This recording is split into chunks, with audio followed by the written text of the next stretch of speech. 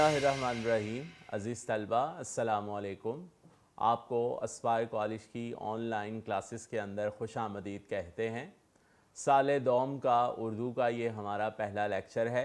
बेटे आपने बड़े गौर से जो है वो इसको सुनना है ताकि ये आपके लिए जो है ये मुआविन हो। आपको पता है बेटा कि मुआवनत जो है उर्दू की वो बड़ी अहमियत की हामिल है, लिहाजा इसलिए आपने बड़े एहतियात से और बड़ी तवज्जो के साथ इस लेक्चर को सुनना है ताकि आपके लिए मुमदो मुआविन हो सके। ठीक है, तो आइए हम साल दोम के अपने पहले लेक्चर, उर्दू के पहले लेक्चर की तरफ चलते हैं। और इस लेक्चर में हमने जो है वो पेपर पैटर्न को पहले देखना है। बेटा हर चीज़ का कोई ना कोई जो है वो मकसद होता है, और अगर इंसान अपना वो मकसद सामने रखकर अपनी मंजिल की जानिब बढ़े तो उसके लिए सफ़र जो है वो आसान हो जाता है। उसको मालूम हो जाता है कि उसने सफ़र में कहाँ कहाँ रुकना है, किस किस जगह पर उसने जो है वो स्टे करना है, और कहाँ से कौन सी चीज़ जो है वो उसने हासिल करनी है, तो वो बाआसानी अपनी मंजिल को कंप्लीट कर सकता है। बिल्कुल इसी तरह, इसीलिए हम जो हैं वो सबसे पहले अपना पेपर पैटर्न देखेंगे ताकि हमें मालूम हो कि हमने अपने सफ़र को किस किस तरह से जारी रखना है और क्या क्या अपने लिए ज़रूरी सामान हमने इकट्ठा करना है, ताकि मैदान जंग के अंदर पेपर के दौरान हमें जो है वो किसी किस्म के मसाइल का सामना ना करना पड़ सके। ठीक है बेटा, तो आइए देखते हैं कि साल दोम का उर्दू का ये पहला लेक्चर जो है इसके अंदर पेपर पैटर्न जो है ये क्या है। इससे पहले कि हम बेटा पेपर पैटर्न को डिस्कस करें, सबसे पहले हम चंद बातें जो है वो उर्दू से मुतल्लिक, इस साल के पेपर से मुतल्लिक जो है वो देख लेते हैं कि वो चंद बातें जो है वो क्या है। सबसे पहला लाजमी जो है वो पर्चा है, लाजमी। ठीक है, यानी इसका पेपर आपको देना ही देना है, ये लाजमी पर्चा है, और इसलिए इसकी तैयारी भी बेटा आपके लिए जो है वो करना वो बहुत ज़्यादा अहम है। जैसे आप दूसरे सब्जेक्ट की तैयारी करेंगे, मसलन अगर आप एफएससी के स्टूडेंट हैं तो आप जो है वो मैथमेटिक्स, फिज़िक्स, केमिस्ट्री या बायो, या अगर आप आईसीएस में हैं तो कंप्यूटर, स्टैट वगैरह की तैयारी जो है वो आप करेंगे। बिल्कुल उसी तरह उर्दू के लिए भी आपको वक्त निकालना पड़ेगा, क्योंकि ये एक लाजमी मजमून के तौर पर पर्चा जो है ये आपको पूछा जाता है। दूसरा बेटा 100 नंबर, आपने पार्ट 1 में भी पढ़ा होगा कि 100 नंबर का जो है ये पेपर है। 100 मार्क्स का पेपर खुद मुतकाजी है, तकाजा करता है कि जहां पर आप दूसरे सब्जेक्ट की तैयारी कर रहे हैं वहाँ पर आप इस सब्जेक्ट को भी जो है वो बेटा टाइम दें, वक्त दें, ताकि आप जो हैं वो इसकी तैयारी के अंदर तैयारी करके अच्छे मार्क्स जो हैं वो आप हासिल कर सकें। आपको पता है बेटा कि एक एक नंबर से जो है वो एडमिशन यूनिवर्सिटी का जो है वो रह जाता है, मेरिट नहीं बनता। फिर बच्चे जो हैं वो सोच रहे होते हैं कि ये क्या है, और फिर ये भी है कि सारा साल हम उर्दू को उस तवज्जो के साथ नहीं पढ़ते कि जिस तवज्जो के साथ जो है वो हमें पढ़ना चाहिए। लेकिन जैसे ही हमारा रिज़ल्ट आता है तो फिर हम सबसे पहले उर्दू ही के मार्क्स देखते हैं, क्योंकि हमारा गुमान ये होता है कि हमारा उर्दू का पेपर बहुत अच्छा हुआ था, हमने उसमें सारे सफ़े जो हैं वो फिल कर दिए, लेकिन टेक्निक की और दूसरी जो है वो उसके अंदर खामियां होती हैं, जिसकी बदौलत आपके उसमें मार्क्स जो हैं वो कम आते हैं। लिहाजा इससे पहले कि हम आखिर में जाकर अपने उस पेपर को जो है वो हम देखें कि क्या है, कितने मार्क्स हैं, हम शुरू से आगाज़ से ही उसकी तैयारी करेंगे ताकि हमें आखिर में जाकर मायूसी का सामना न करना पड़े। तो 100 मार्क्स का बेटा जो है ये पेपर है। तीसरे नंबर पे नंबर बढ़ाने का आसान ज़रिया है, आसान ज़रिया है नंबर बढ़ाने का।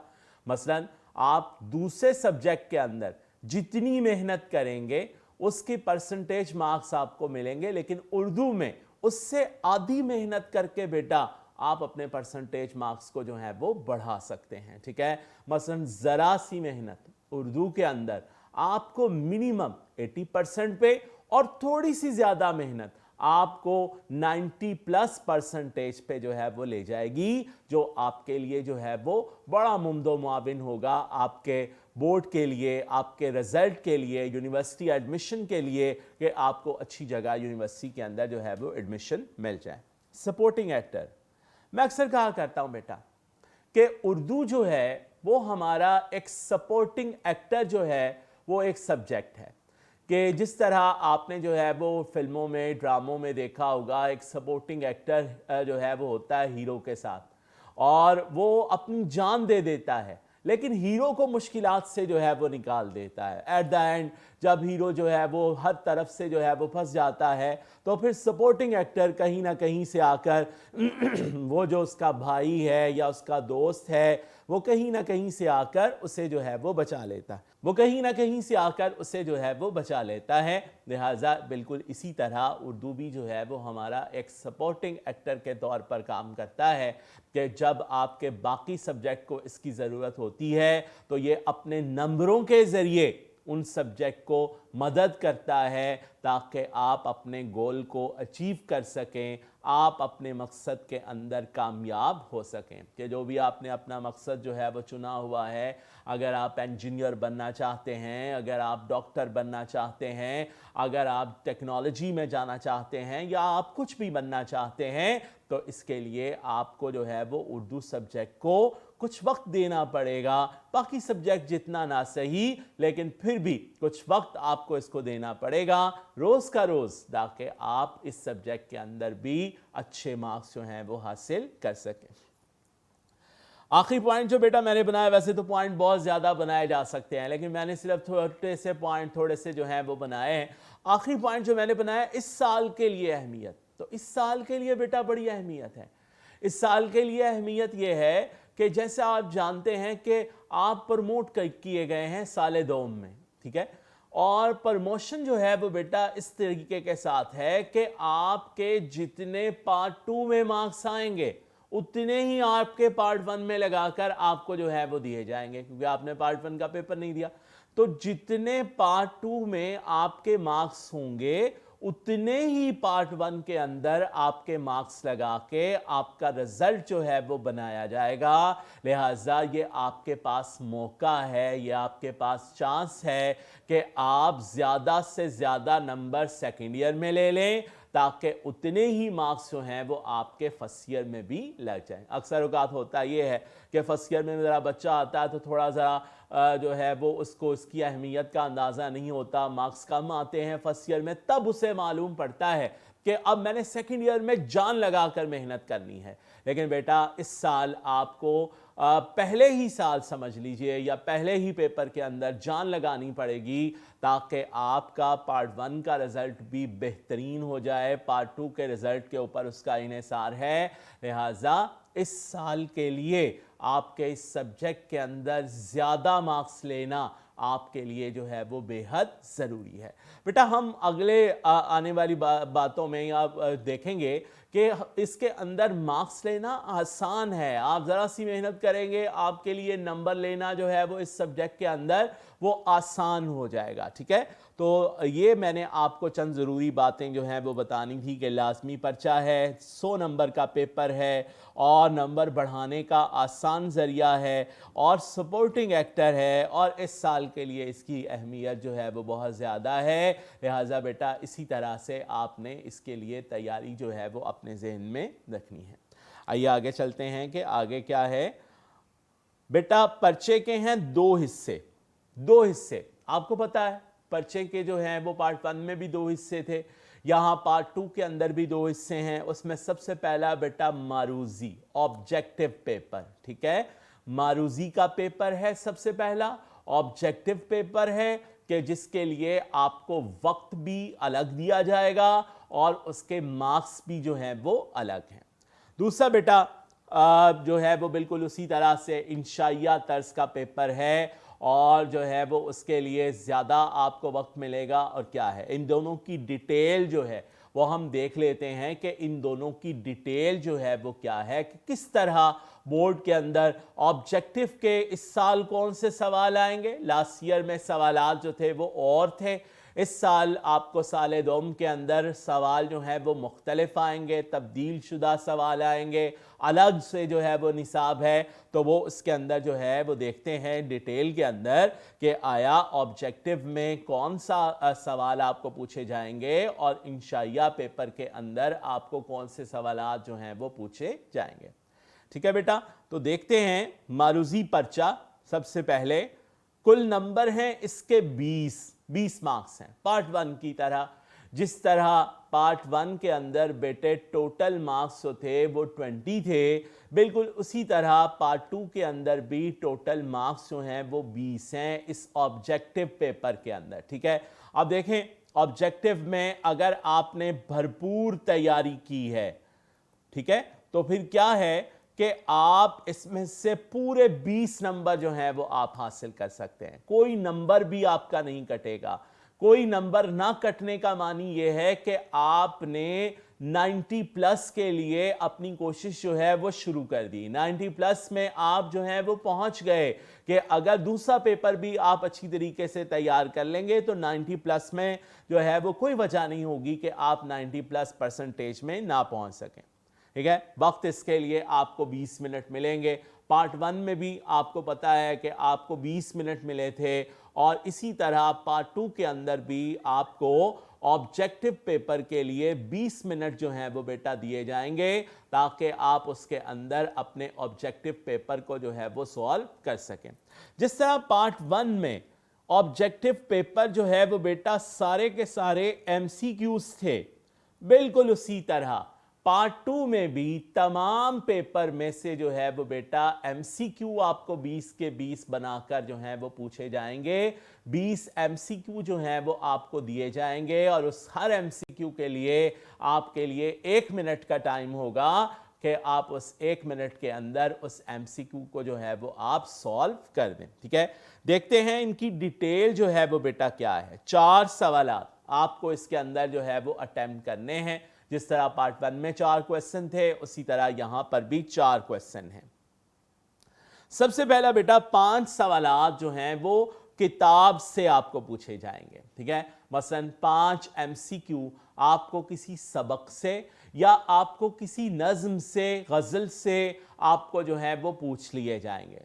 ज्यादातर बेटा कोशिश होती है कि नस्री सबकों से आपको जो है ये एमसीक्यूज पूछे जाएं और उसके अंदर जो है वो मुसन्निफ के तारीख़ पैदाइश या सन्ने पैदाइश या सन्ने वफ़ात वगैरह का सवाल जो है वो बहुत कम पूछा जाता है। कोशिश यही होती है कि जनाब सबक से ज़्यादा जो है वो सवालात पूछे जाएं ताकि मालूम पड़े कि बच्चे की सबक के ऊपर ग्रिप जो है वो कितनी थी और किस कदर उसने जो है वो अपने सबक पर उबूर हासिल किया हुआ है। ठीक है, तो पहले 5 एमसीक्यूज जो हैं वो आपको किताब से पूछे जाने हैं कि आपको बुक से कहीं से भी कोई सवाल बनाकर जो है वो दे दिया जाए। मसलन हमारा दूसरा सबक है तश्कील पाकिस्तान का, तो तश्कील पाकिस्तान के हवाले से सर सैयद से सवाल पूछ लिया जाए या कोई और जो है वो उसके अंदर वाक़े से सवाल पूछ लिया जाए। तो इस तरह किताब से आपको जो है वो 5 एमसीक्यूज पूछे जाएंगे। 5 एमसीक्यू होंगे बेटा रमूज़े औकाफ से। ठीक है, 5 एमसीक्यू किताब से होंगे और 5 एमसीक्यू होंगे रमूज़े औकाफ से। रमूज़े औकाफ क्या है बेटा?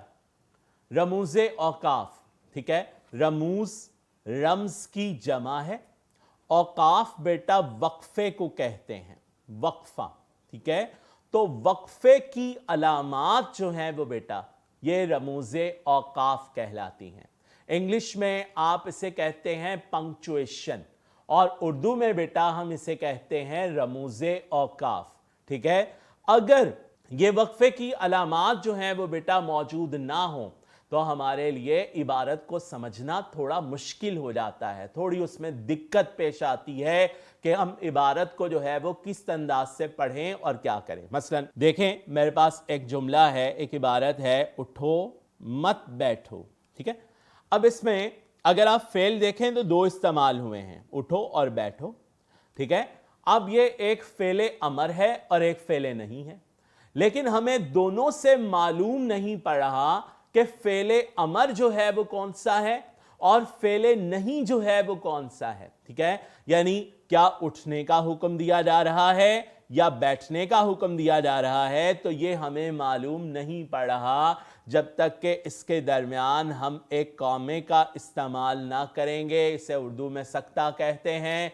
अब हमें मालूम पड़ा उठो मत बैठो, कि उठने का हुक्म है और बैठने से मना किया जा रहा है। तो बेटा ये कुछ रमूज़े औकाफ हैं। जब हम इसका पर्चे के सवाल को जो है वो अपने लेक्चर में देखेंगे तो हम इसकी डिटेल पढ़ेंगे कि हमें इसके अंदर जो है वो कौन कौन सा रमूज़े औकाफ को जो है वो हमने देखना है। तो लिहाजा आपके लिए अभी यही है कि 5 MCQs आपको रमूज़े औकाफ से, पंक्चुएशन से जो है वो बताए जाएंगे, मैं पूछे जाएंगे, और मैं डिटेल से आपको बता दूंगा कि इसमें कौन कौन सी चीज़ें हैं और किस कैसे कैसे सवाल जो है वो आपको पूछा जा सकता है। नंबर 3 है बेटा हरूफ और मुताबकत के असूल। हरूफ और मुताबकत के असूल, कुछ हरूफ हैं जैसे क्योंकि, चूंकि, चुनाचे वगैरह, कि इन्हें कहाँ इस्तेमाल करना है, इबारत में ये कहाँ इस्तेमाल होंगे, इनके असूलों को देखना। और मुताबकत क्या है कि फ़ाइल और फ़ेल की मुताबकत। फ़ाइल आपको पता है काम करने वाला, फ़ाइल और फ़ेल की मुताबकत आपस के अंदर जो है वो होनी चाहिए कि जैसा फ़ाइल हो वैसा ही उसका फ़ेल होना चाहिए। तो इसके चंद उसूल हैं जो कि हम सीखेंगे, और जब उस पर्चे के लेक्चर को हम देखेंगे तो हम ज़रूर उसके तमाम असूलों को जो है वो गौर से देखेंगे। तो 5 MCQ आपको इससे बनाकर जो है वो दिए जाएंगे। आखिरी जो है वो बेटा इसका सवाल होगा मसादर का बतौर इमदादी फ़ेल इस्तेमाल, ठीक है। मसादर मस्दर की जमा है। आपने ग्रामर में 10th क्लास में पढ़ा होगा कि जो है वो इसम की इक़साम बलहाज़े बनावट में इसमें जामिद और इसमें मस्दर है, और मस्दर के आखिर में जो है वो नून अलिफ ना आता है। जैसे लिखना, ये एक मस्दर है, और इस लिखा से फ़ेल बनाकर हम उसे बतौर इमदादी फ़ेल जो है वो इस्तेमाल करेंगे। तो ये हमारा चौथा सवाल होगा 5 MCQs का। टोटल 20 MCQs आपको जो है वो पेपर के अंदर इस तरीके के साथ जो है वो पूछे जाएंगे, जिनका जवाब देकर आप अपने 20 नंबर जो हैं वो हासिल कर सकते हैं। मैं एक दफ़ा फिर रिवाइज कर देता हूं कि 5 MCQs आएंगे किताब से, 5 रमूज़े औकाफ से, 5 हरूफ और मुताबकत से, और 5 MCQ जो हैं वो मसादर का बतौर इस्तेमाल आपको पूछे जाएंगे। ये बेटे डिटेल है आपके मारूजी पेपर की कि आपने अपना ऑब्जेक्टिव पेपर जो है वो किस तरीके के साथ अटेम्प्ट करना है और उसके अंदर कौन कौन से क्वेश्चन आपको पूछे जाएंगे, ठीक है। नेक्स्ट है बेटा हमारे पास इंशाइया पेपर, ठीक है। इंशाइया यानी तफसीली सवालों के जिनके तफसीली जवाब आप देने हैं। कुल नंबर बेटा इसके हैं 80 मार्क्स, 20 नंबर का ऑब्जेक्टिव, टोटल मिला के जो है वो 100 नंबर। और इसके लिए वक्त बेटा 2 घंटे और 40 मिनट, यानी टोटल 3 घंटे का पेपर आपको जो है वो आएगा। 3 घंटे आपने पेपर के जो है वो करने होंगे, और 2 घंटे और 40 मिनट जो है वो आपने इंशाइया पेपर के ऊपर जो है वो सर्व करने हैं, ठीक है। तो ये बेटा आपका इंशाइया है। इसके अंदर कुल 6 सवालात आपको पूछे जाएंगे, यानी पार्ट 1 से कुछ सवालात जो हैं वो इसमें कम हैं, लेकिन यहां पर थोड़ी दिक्कत है, थोड़ी मुश्किल है। वो क्या है वो हम अपने जो है वो अगले इसकी डिटेल में जो है वो हम देखते हैं कि वो मुश्किल हमारे लिए जो है वो क्या है। पार्ट 1 में मार्क्स देना जो है वो थोड़ा आसान होता है बनिस्बत पार्ट 2 के पार्ट 2 के कुछ सवालात मुश्किल होते हैं, उनके लिए जो है वो ज़्यादा लिखना पड़ता है। देखते हैं कि वो क्या है, ठीक है। इसके लिए बेटा इंशाइया पेपर में सबसे पहला आपका जो है वो सवाल होगा, वैसे तो ये असल में सवाल नंबर 2 होगा, लेकिन इंशाई पेपर का सवाल नंबर 1 होगा। उसका अलिफ जुज़ नज़्म के आशार की तशरीह आपने करनी है।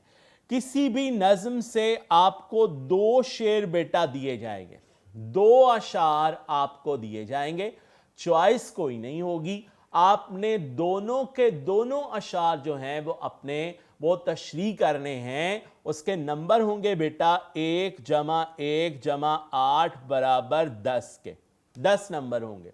एक जम नंबर होगा नज़्म का उन्वान, एक नंबर होगा नज़्म का जो शायर का नाम, और 8 नंबर की 2 अशार की तशरीह जो है वो बेटा आपको करनी है।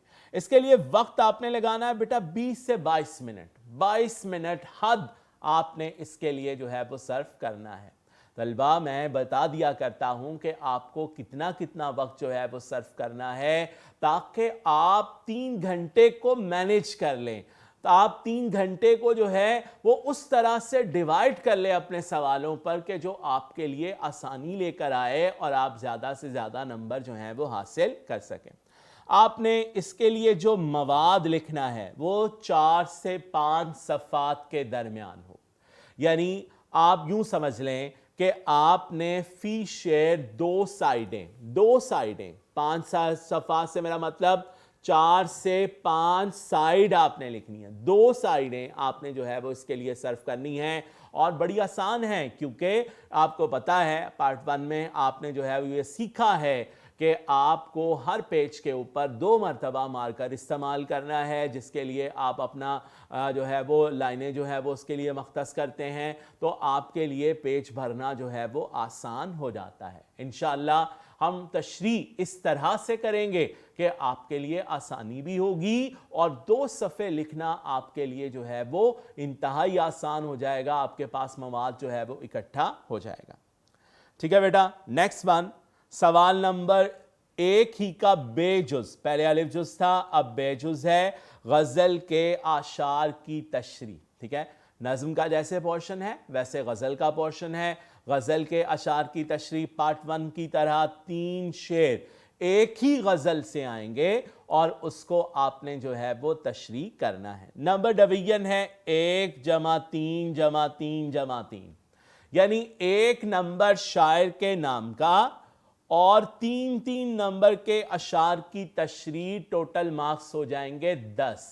ठीक है, 10 नंबर का ये सवाल है बेटा, और इसके लिए आपको जो वक्त लगाना है वो 25 मिनट है। 25 मिनट से ज़्यादा टाइम अगर आप इस सवाल को लगाते हैं तो आपके लिए बाकी क्वेश्चन जो है वो करना वो मुश्किल हो जाएगा। इसलिए शुरू दिन से अगर आप अपनी घड़ी के मुताबिक, अपने वक्त के मुताबिक अपने सवालात को अटेम्प्ट करना शुरू करें तो यकीनन आप जो हैं वो एट द एंड अपने टाइम को पूरी तरह से मैनेज कर लेते हैं कि कैसे कैसे कितने कितने वक्त में आपने कौन कौन सा सवाल जो है वो करना है। इसके लिए जो मवाद आपने बेटा लिखना है वो 5 से 6 सफ़ात है। मैंने पहले कहा कि आप ये जहन नशीन कर लें कि आपको एक शेर के लिए 2 साइड्स जो हैं वो लिखनी है। इस बात के बिल्कुल कता नज़र कि इसके मार्क्स कितने हैं 3 या इसके मार्क्स कितने हैं 4, जितने भी नंबर हों आपने ये जहन में बिठा लेना है कि अगर आप मैक्सिमम मार्क्स चाहते हैं तो आपने 2 साइड्स जो हैं वो इसके लिए अटेम्प्ट करनी है। इसके बाद सवाल नंबर 2, ठीक है, एक नसरी इबारत की तशरीह। यहां 2 इबारतें दी जाएंगी और आपको एक इबारत जो है वो अटेम्प्ट करनी है, बिल्कुल पार्ट 1 की तरह। किस बुक के किसी भी हिस्से से आपको जो है वो किसी भी सबक से एक इबारत और किसी भी सबक से दूसरी इबारत, या 2 इबारतें आपको जो है वो दी जाएंगी, जिसमें से एक आपको अटेम्प्ट करनी है। और इसके नंबरों की डिवीजन बेटा देखिए 1 जमा 1 जमा 3 जमा 10। आप जानते हैं एक नंबर जो है वो सबक के उन्वान का, एक नंबर मुसन्निफ के नाम का, 3 नंबर सियाक़ व सुबाक़ के और 10 नंबर की उसकी तशरीह। तो टोटल सवाल के मार्क्स हो गए 15।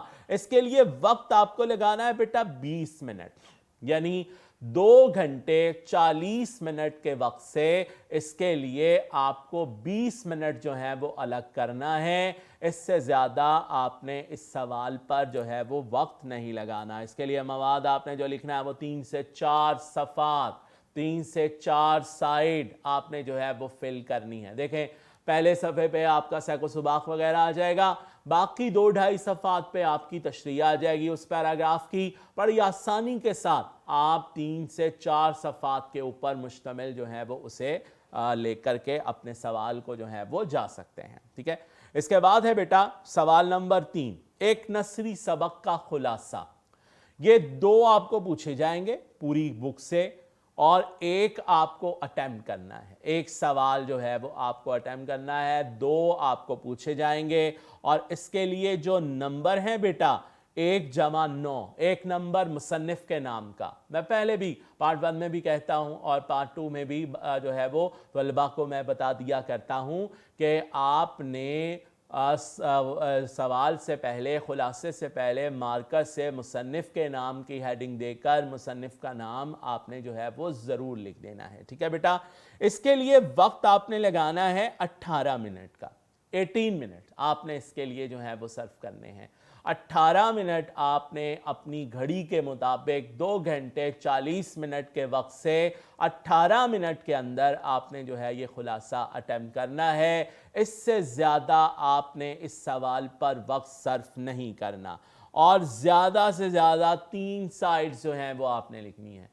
2.5 से 3 साइड। छोटा सबक होगा तो आप 2, सवा 2, लेकिन अगर सबक जो है वो बड़ा होगा, जैसे इसके आपके जो है वो सेकेंड ईयर के इस बुक के अंदर तश्कील पाकिस्तान है, तवील सबक है। इसी तरीके के साथ जो है मवासलात के जदीद ज़रायों का एक आप सबक जो है वो देखेंगे, वो भी बहुत तवील है।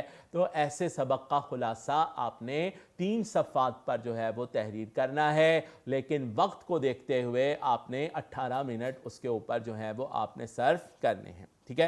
नेक्स्ट वन बेटा सवाल नंबर 4, एक नज़्म का खुलासा जो है वो आपको लिखना है। ठीक है। नज़्म का खुलासा आपको जो है वो तहरीर करना है।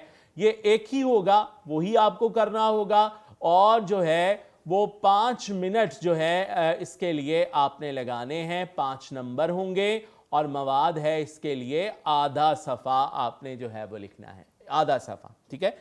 अब नेक्स्ट वन बेटा सवाल है आपका सबसे अहम क्वेश्चन, वो सवाल है मजमून का। सवाल नंबर 5 मजमून का सवाल होगा। इस मजमून में बेटा 3 आपको दिए जाएंगे जिसमें से आपने एक करना है। ठीक है, चॉइस होगी।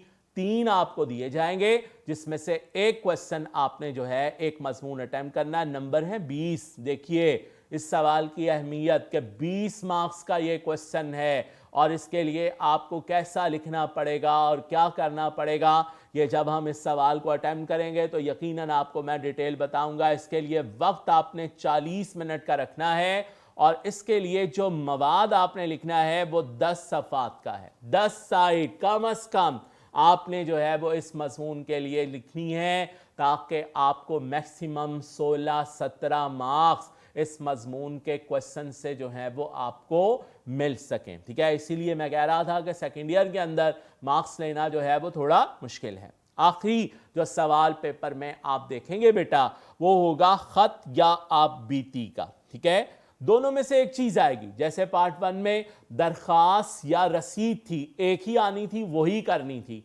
यहां पर भी एक ही आना है, या खत आएगा या आप बीती आएगी। दोनों में से एक चीज आपको पेपर में पूछी जाएगी और उसे ही आपने अटेम्प्ट करना है। इसके लिए आपके पास जो है वो नंबर है बेटा 10 और वक्त होगा सिर्फ 15 मिनट और मवाद इसके लिए 2 सफ़ात, 2 से 2.5 सफ़ात आपने इसके जो है वो लेंथ को लिखना है। इसमें लेंथ लिखनी है ताकि आपको मार्क्स जो हैं वो हासिल हो जाए। आपने देखा कि हमने मजमून लिखना है और उसके लिए हमें जो है वो वक्त चाहिए, उसे अच्छा करके भी लिखना है। लफ्ज़ अव्वल से जैसी हमारी हैंड राइटिंग होगी, लफ्ज़ आखिर पे वैसी हमारी हैंड राइटिंग हो। हमने उन 20 सफ़ात के अंदर, 10 सफ़ात के अंदर 20 दफ़ा मार्कर भी इस्तेमाल करना है, तो लिहाजा हमारे पास वक्त जो है वो होना चाहिए। तो अगर बेटा हम अपने सवालात की तरतीब को थोड़ा बदल दें अटेम्प्ट करने के लिए, तो हम मजमून के लिए अपना वक्त जो है वो बचा सकते हैं। और वो कैसे होगा, देखिए सबसे पहले आप लिखें नज़्म का खुलासा। वो छोटा सा पेज सा बच जाता है जहाँ पे आपने नाम वगैरह लिखा, उसके नीचे थोड़ी जगह है तो आप वहाँ पर नज़्म का खुलासा लिख लें। याद रखने वाली बात यह है कि कोशिश ये आपने करनी है कि हर सवाल नए सफ़े से शुरू हो। ठीक है, नए सफ़े से हर सवाल जो है वो शुरू किया जाए और नीचे की अगर 4-5 लाइनें छूटती हैं तो छोड़ दें, लेकिन ज़्यादा आप नहीं छोड़ सकते। इसलिए जहाँ पर आपने सवाल वगैरह जो है, अपना नाम वगैरह लिखा है, उसके नीचे थोड़ी जगह होती है, तो वहाँ पर आप नज़्म का खुलासा लिख दें। इसके बाद है बेटा, आप सबक का खुलासा लिखें। अगले सफ़े से शुरू करके आप आधा पेज वो होगा, 2 सफ़े और लगाएं तो 2.5 पेज पर आपका खुलासा जो है वो आ जाएगा। इसके बाद आप ख़त या आप बीती का क्वेश्चन जो है वो आप अटेम्प्ट कर लें। देखें, आपने यहाँ से 1 मिनट बचाया, यहाँ से 2 मिनट बचाए या यहाँ से 2 मिनट बचाए, तो आपके जो है वो 5 मिनट और आपके पास आ गए आपका मजमून अटेम्प्ट करने के लिए। 3-4 सफ़ात इसके लिए लिखने हैं। इसके बाद आप नसरी इबारत की तशरीह करें, 1-2 मिनट आप यहाँ पर बचा लें, और इसके बाद आप नज़्म की तशरीह करें, नज़्म की तशरीह का क्वेश्चन, और उसके बाद आप गज़ल की तशरीह का जो है वो क्वेश्चन करेंगे। और यहाँ से भी आप कुछ वक्त बचाते हुए एंड पे अपना मजमून जो है वो बेटा आप अटेम्प्ट करेंगे। कुछ लोग कहते हैं शुरू में मजमून कर लेना चाहिए, ज़रा इंसान ताज़ा दम होता है, तो बेटा ताज़ा दम होते अगर आप आहिस्ता आहिस्ता स्लो अपना मजमून लिखते रह गए, तो अगर वक्त ज़्यादा लग गया तो फिर जो है वो आपको बाकी सवालात में दिक्कत होगी। लेकिन इस आखिर में मजमून करने का फ़ायदा ये है कि आपने जो आखिर में अपना रफ अमल का पेज बनाया हुआ है बेटा, उसके ऊपर आपको मजमून की कोटेशन, आयात, अहादीस वो याद आती रहेंगी और आप वहां लिखते रहेंगे ताकि याद रहे, और फिर उस मजमून को आप मेकअप कर देंगे ताकि आपको ज़्यादा से ज़्यादा नंबर जो हैं वो मिल सकें। इस तरह टाइम जो है वो बचाते हुए हम 7 से 10 मिनट और निकाल सकते हैं मजमून के लिए, ताकि हम अपने मजमून के सवाल को जो है वो बेहतर तौर पर कर सकें। ठीक है बेटा। नेक्स्ट वन, हमारा जो किताब है, हमारी जो किताब है बेटा, उसमें इस दफ़ा भी 14 सबक हैं, 14 सबक जो हैं वो शामिल किए गए हैं, जिसमें सीरत निगारी भी है, जिसमें मजमून भी है, जिसमें खाके भी हैं, जिसके अंदर जो है वो सफ़रनामे भी इस दफ़ा जो हैं वो शामिल किए गए हैं। पार्ट 1 में आपके लिए नज़में थीं जो है वो 13, यहाँ पर नज़में हैं 10 नज़में सिर्फ जो हैं वो रखी गई हैं। पार्ट 1 में 14 गज़लें थीं, यहाँ पर 12 गज़लें जो हैं वो आपको सेकेंड ईयर के पेपर में जो है वो अटैम्प्ट करनी है। ठीक है बेटा, ये हमारा जो है वो पेपर पैटर्न था। मैंने आपको डिटेल में तमाम पेपर पैटर्न जो है वो आपको बता दिया ताकि आपको किसी किस्म की कोई मुश्किल ना हो और हम अपने सफ़र का आगाज़ बेहतर तौर पर कर सकें, ताकि हम मैदान जंग में ज़्यादा से ज़्यादा मार्क्स हासिल कर सकें। उम्मीद है आपको ये लेक्चर समझ आया होगा। अगले लेक्चर तक के लिए इजाज़त दीजिए। अल्लाह हाफ़िज़। अस्सलामु अलैकुम।